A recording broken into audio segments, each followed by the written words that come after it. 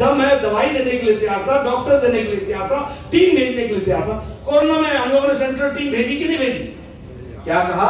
Central guest house में जाकर के टूरिस्टों की तरह रहो, लेकिन कोरोना रिपोर्ट मत करो। क्या बंगाल के लोगों की जिंदगी इतनी सस्ती बना दी आपने? उनको बचाना हमारी जिम्मेवारी नहीं है क्या? उनको सुरक्षा देना, उनको स्वास्थ्य की सेवा देना ये आवश्यक नहीं है क्या? लेकिन क्या ये सच्चाई नहीं है कि हमने सेंट्रल टीम भेजी और इन्होंने रेस्ट हाउस में उनको कैद कर लिया और उनको कोई काम नहीं करने दिया, हॉस्पिटल जाने नहीं दिया? ये सच्चाई नहीं है क्या? क्या ये सच्चाई नहीं है कि डेंगू के केसेस रिपोर्ट नहीं किया आपने और डॉक्टरों को धमकाया? रिपोर्ट करवे ना, खबरदार जो रिपोर्ट कर आपने कहा, बेचारों की डेथ हो गई, अनरिपोर्टेड डेथ हो गई। क्या बना दिया बंगाल का? इसलिए मित्रों, मैं आपसे एक ही निवेदन करना चाहता हूं, विकास भी होगा, बंगाल आगे भी बढ़ेगा, बंगाल में ताकत है, लेकिन बंगाल में सही नेतृत्व की जरूरत है और वह सही नेतृत्व बंगाल को लंबे समय तक उससे वंचित रहा है। हमको चाहिए कि हम फिर से यहाँ कानून का राज स्थापित करें, विकास करें, युवाओं को अच्छी नौकरी मिले। विकास के लिए कितना भी पैसा लगा दो, कुछ नहीं होने वाला है। नेता ईमानदार पैदा करना होगा और वो भारतीय जनता पार्टी कर रही है। अग्निमित्रा पॉल जी आपकी कैंडिडेट है, मैं विश्वास के साथ कह सकता हूं। आप बताइए, मोदी जी ने कहा है कि नहीं कहा है कि हम जल जीवन मिशन में हर को टैप वाटर देंगे और शुद्ध टैप वाटर देंगे? तो क्या उससे आसनसोल वंचित रहेगा क्या? नहीं। लेकिन अगर बेईमान नेता आ जाएगा तो वंचित हो जाएगा। अगर ईमानदार नेता आएगा तो आपके घर तक पानी पहुंच जाएगा। इस बात को आपको ध्यान रखना। मैं ले रहा हूं, मुझे मालूम है गवर्नमेंट ऑफ इंडिया की स्कीम्स 1000 करोड़ की होती है। आप क्या बताइए, ड्रेनेज प्रॉब्लम है कि नहीं है? कि नहीं? क्यों है? इसलिए है क्योंकि लीडरशिप वीक है। अगर लीडरशिप स्ट्रांग होती तो ये प्रॉब्लम आज नहीं होती, क्योंकि गवर्नमेंट ऑफ इंडिया इन सारे कामों के लिए बहुत पहले से पैसा दे रही है।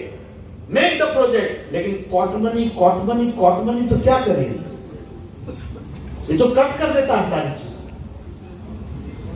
इसलिए मित्रों, मैं ये कहूंगा कि आपने, अब आप बताइए, यहां यूथ को रोजगार मिलना चाहिए कि नहीं मिलना चाहिए? एक्टिविटी होनी चाहिए कि नहीं होनी चाहिए? महिलाओं को उनकी सुरक्षा होनी चाहिए कि नहीं होनी चाहिए? Is it not a fact that West Bengal has stopped giving the crime bureau report? Is it not a fact? कोई शर्म नहीं आती?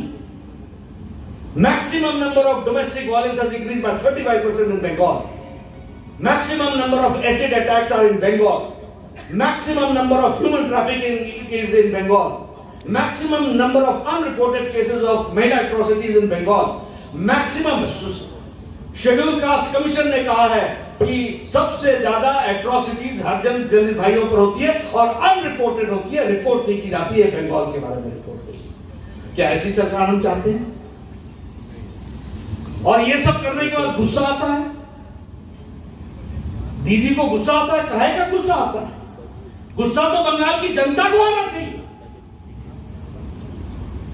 उन्होंने तो जिस तरीके का शासन चलाया, सारी व्यवस्थाएं क्रम्बल डाउन कर दिए, टूट गई है, ध्वस्त हो गई है। और इसीलिए मैं आपसे निवेदन करने आया हूं, अगर हमने युवाओं का विकास करना है, महिलाओं को सुरक्षा देनी है, किसानों का ख्याल रखना है, 1 लाख करोड़ रुपए बताइए आत्मनिर्भर भारत में प्रधानमंत्री जी ने किसानों के लिए रखा है कि नहीं रखा है?